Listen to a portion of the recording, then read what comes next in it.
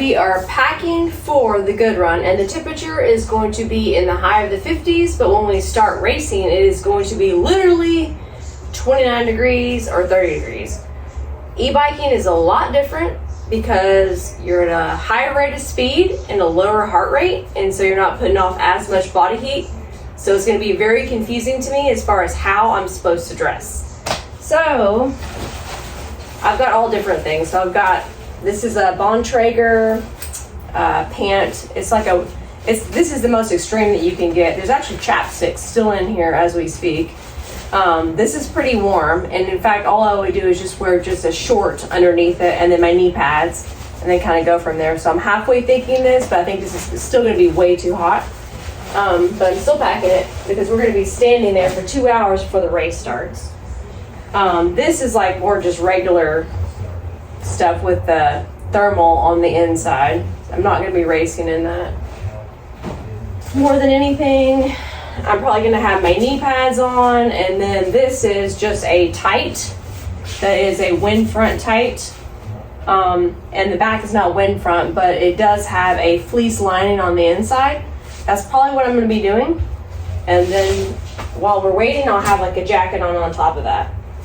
Also, these are like a hit. These Wranglers. Well, these aren't Wranglers. These are actually North Face. But a lot of the guys are getting these Wranglers from Walmart. They're just like this, and they're stretchy as heck, and they're kind of loose at the bottom.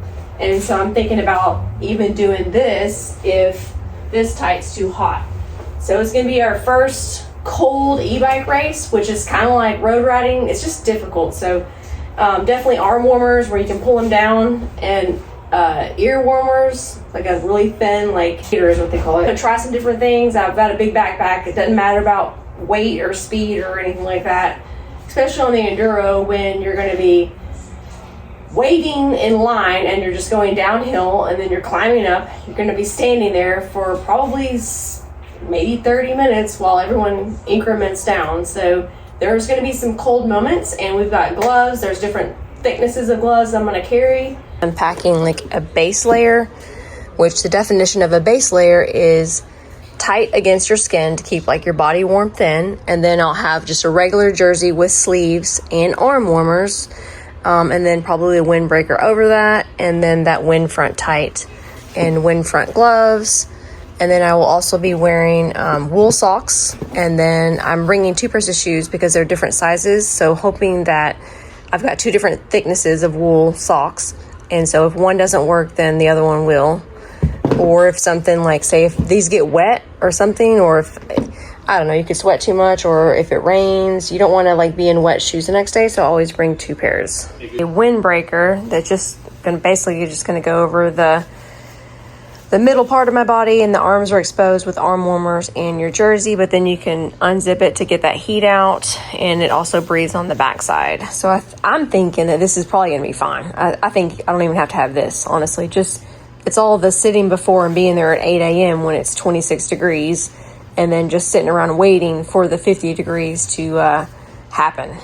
So this is what an arm warmer is. So your jersey comes to here, but then when you get hot, you can just regulate your body heat, and then on the fly you can bump it up. So these are awesome. I recommend everybody get a pair. They're small. They can go in your back pocket or in your camelback.